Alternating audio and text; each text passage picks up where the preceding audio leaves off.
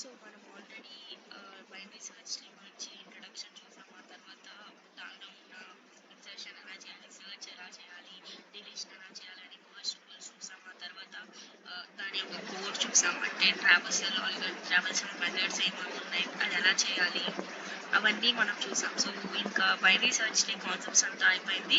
So binary search tree సేమే అని అందరికీ తెలుసు. సో ఒకటే ఏంటంటే బైనరీ సెర్చ్ ట్రీలో ఎలిమెంట్స్ అనేవి ఆర్డర్లో ఉంటాయి. అంటే రూట్ ఎలిమెంట్ కన్నా లెఫ్ట్ సైడ్ ఉన్నాయన్నీ తక్కువగా ఉంటాయి, రూట్ ఎలిమెంట్ కన్నా ఎక్కువగా ఉన్న ఎలిమెంట్స్ అన్ని రైట్ సైడ్ ఉంటాయి. అదొక్కటే డిఫరెన్స్ అనమాట. సో మిగతా అంతా మ్యాక్సిమం సేమ్గానే ఉంటుంది.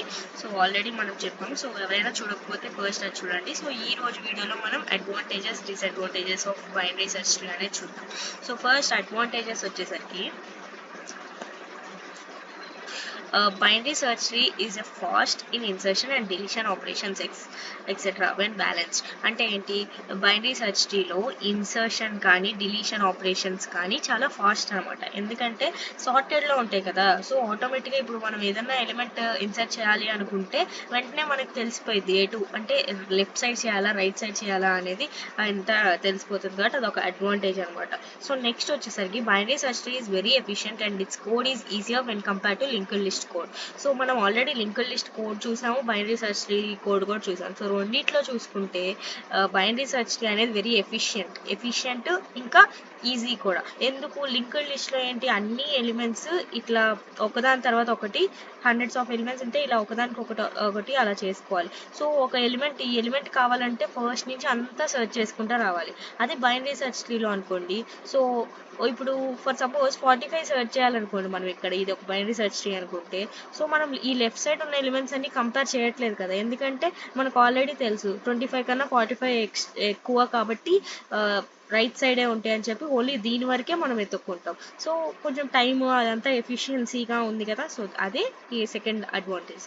నెక్స్ట్ థర్డ్ వచ్చేసరికి దీనిలో duplicate keys or elements not allowed in BST. So duplicate elements అనేవి ఉండమన్నమాట. సో మనకి అది కూడా ఒక అడ్వాంటేజ్. సో మనకు ముందే తెలుసు duplicate elements are not allowed అని చెప్పి. సో ఈ 3 వచ్చేసరికి అడ్వాంటేజెస్ అనమాట.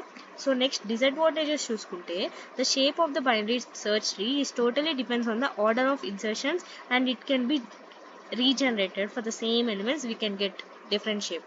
సో అంటే ఏంటో ఇప్పుడు చూద్దాం, చూడండి. సో ఇది ఇప్పుడు ఈ ఎలిమెంట్స్ ఉన్నాయి అనమాట. సో ఇన్ని ఎలిమెంట్స్ ఉన్నాయి. So first 25. సో 25 అనేది రూట్ నోడ్గా పెట్టాం. 42 రైట్ సైడ్ కాబట్టి ఇక్కడ పెట్టాం. 30 అనేది 25 కన్నా ఎక్కువ కాబట్టి 42 కన్నా తక్కువ కాబట్టి ఇది పెట్టాం. సో 37 అనేది ఇక్కడ పెట్టాం. సో 10 అనేది ఇక్కడ, 5 అనేది 20 అనేది 45, 27, 44, 17, 3, 47. సో ఇలా పెట్టామన్నమాట. సో ఇప్పుడు హైట్ ఏమైంది, 1, 2, 3, 4 అనమాట. సో హైట్ వచ్చేసరికి 4 అనమాట. సో ఇవే సేమ్ ఎలిమెంట్స్ ఇంకొక ఆర్డర్లో ఉన్నప్పుడు చూడండి ఎంత హైట్ వస్తుందో. సో అర్థమైంది కదా. సో ఇది ఏంటి, హైట్ 4లో అయిపోయింది, కానీ ఇవే ఎలిమెంట్స్